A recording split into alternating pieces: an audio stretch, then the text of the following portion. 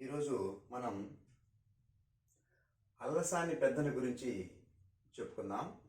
అల్లసాని పెద్దన 1470 1540 కాలం మధ్యన జీవించినటువంటి వాడిగా చెప్పుకోవచ్చు. ఎంత 1470 1540 అంటే 16వ శతాబ్దానికి చెందినవాడిగా మనం చెప్పుకోవచ్చు. అల్లసాని పెద్దన శ్రీకృష్ణదేవరాయల కొలువులో ఉన్నటువంటి అష్ట దిగ్గజాలలో అగ్రగణ్యుడు అల్లసాని పెద్దన. ఈ అల్లసాని పెద్దన తండ్రి చూడండి, ఈ బిట్టు కూడా అడుగుతుంటాడు. తండ్రి చొక్కనామాత్యుడు. అమాత్యుడు అంటే మంత్రి అని అర్థం. ఆయన చొక్కనాథుడు అనేటువంటి ఆయన అమాత్యుడిగా ఉన్నాడు. అమాత్యుడు అంటే మంత్రిగా ఉన్నాడు కాబట్టి చొక్కనామాత్యుడు అనేటువంటి పేరు వచ్చింది. తండ్రి చొక్కనామాత్యుడు. గురువు శఠగోపయతి గురువు. బిరుదు ఆంధ్ర కవితా పితామహుడు. ఇది జేఎల్ 2011లో వచ్చింది. కవితా శైలి వచ్చేసి జిగి బిగి. జిగి అంటే కాంతి, బిగి అంటే కూర్పు. ఆయన ఏ విధంగా ప్రసిద్ధి చెందినాడా అంటే అల్లసాని వారి అల్లికి జిగిబిగి అనేటువంటి ప్రసిద్ధి పొందినటువంటి కవి అల్లసాని పెద్దన.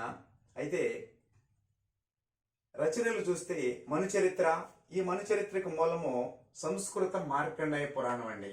మార్కండేయ పురాణం నుంచి తీసుకోబడింది. ఇది గతంలో కూడా ఈ బిట్టు కూడా అడిగున్నాడు.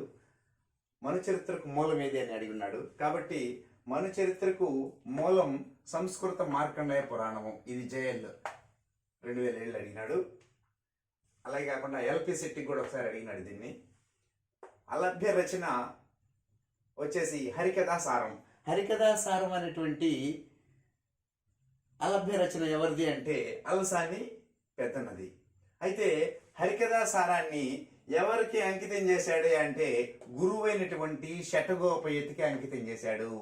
గురువైన శఠగోపయతికి అంకితం ఇవ్వబడినటువంటి గ్రంథం ఏది అంటే హరికథాసారము అనేటువంటి అలభ్య రచన. కాబట్టి ఇక్కడ చూడండి, ఇక్కడ శఠగోపయతి ఇక్కడ ఉన్నాడు చూడండి. ఎక్కడ ఇదిగో గురువు శఠగోపయతి. కాబట్టి అలభ్య రచన హరికథాసారం గురువైన శఠగోపయతికి అంకితం ఇవ్వబడింది. అయితే ఈయన జన్మస్థలం గురించి తెలుసుకుందాం. జన్మస్థలం అంటే కడప జిల్లాలోని కోకట అనేటువంటి గ్రామంలో జన్మించినటువంటి వ్యక్తి అల్లసాని పెద్దన. కడప జిల్లా కోకట అనేటువంటి గ్రామానికి చెందినటువంటి వ్యక్తిగా మనం చెప్పుకోవచ్చు. మను చరిత్రకు గల మరొక పేరు ఏంటయ్యా అంటే స్వారోచిష మను సంభవం. స్వారోచిషుడు అనేటువంటిది ఆయన పేరు. మనువు అనేటువంటిది వాళ్ళు అధిష్ఠించినటువంటి ఒక పదవి పేరు. ఇంద్రుడు అనేటువంటిది ఏ విధంగా ఒక పదవి పేరు, మనువు అనేటువంటిది కూడా అక్కడ ఒక పదవి పేరు.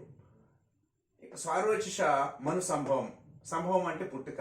ఓకే, మను చరిత్రకు గల మరొక పేరు స్వారోచిష మను సంభవం. ప్రథమాంధ్ర ప్రబంధం ఏది అని అడిగితే మను చరిత్ర అని చెప్పాలి. ప్రథమాంధ్ర ప్రబంధం, తొలి ఆంధ్ర ప్రబంధం ఏంటయ్యా అని అడిగితే మను చరిత్ర అని చెప్పాలి.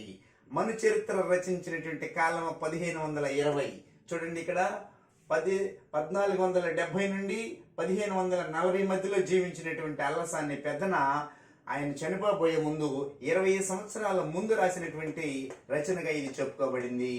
అంటే గొప్ప అనుభవంతో ఆయన ఈ మను చరిత్ర అనేటువంటి రచన చేయడం జరిగింది అని మనం తెలుసుకోవాలి. అయితే ఈ మను చరిత్ర గురించి ఎన్ని ఆశ్వాసాలు ఉంటాయి అని అడిగితే 6 ఆశ్వాసాలు. ఇక్కడ చూడండి, 6లో ఆ ఉన్నది, ఆశ్వాసాల్లో కూడా ఆ ఉన్నది. ఈ విధంగా కూడా మనం గుర్తుపెట్టుకోవచ్చు. అయితే మను వసు చరిత్రలో 2 6 ఆశ్వాసాలే. ఇక్కడ నేను లింక్డ్గా చెబుతున్నాను. ఈ అష్టదిగ్గజాలలో ఉండేటువంటి కవులలో ఇక్కడ మను చరిత్ర 6 ఆశ్వాసాలు, వసు చరిత్ర రామరాజ భూషణుడు రచించినటువంటి వసు చరిత్ర 6 ఆశ్వాసాలకు సంబంధించింది. కాబట్టి మను వసులు 6 అని పెట్టుకోండి. ఓకే, వసువులు అష్టవసువులు కదా అని వసు చరిత్రని 8గా మనం గుర్తుపెట్టుకోకూడదు. మను వసు 6. Okay right. అల్లసాని వాణి అల్లికి జిగిబిగి అని ఇందాక మనం ప్రసిద్ధి కాడ చదువుకున్నాం కదా.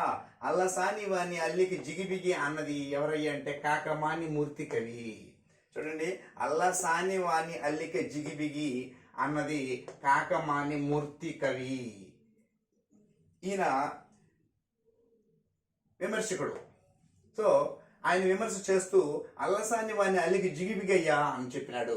అదే ప్రసిద్ధి చెందిపోయినది. కాబట్టి ఇక్కడ చూడండి, మను చరిత్రలోని ప్రధాన రసం ఏదయ్యా అంటే ప్రధానమైనటువంటి రసం ధర్మవీరము. మను చరిత్రలో ఉన్నటువంటి ప్రధానమైనటువంటి రసం ఏంటి అంటే ధర్మవీరము. అట్లాగే వరూధిని ప్రవరాఖ్యులు ఘట్టం ఉంది. వరూధిని వచ్చి ప్రవరాఖ్యుని ప్రణయంలో ఇక్కడ మనం శాంతిరసం చెప్పుకోవాలి కానీ శృంగార రసం అనేటువంటిది చెప్పుకోకూడదు. వరూధిని ప్రవరాఖ్యుల ఘట్టంలో ఉన్నటువంటి రసం అంటే మనం ఒక్కొక్కసారి మనం శృంగార రసం అని పొరబడేదానికి కూడా అవకాశం ఉన్నది. ఎందుకంటే అక్కడ ప్రేమ కథ అనేటువంటిది కొంతవరకు నడుస్తుంది కాబట్టి.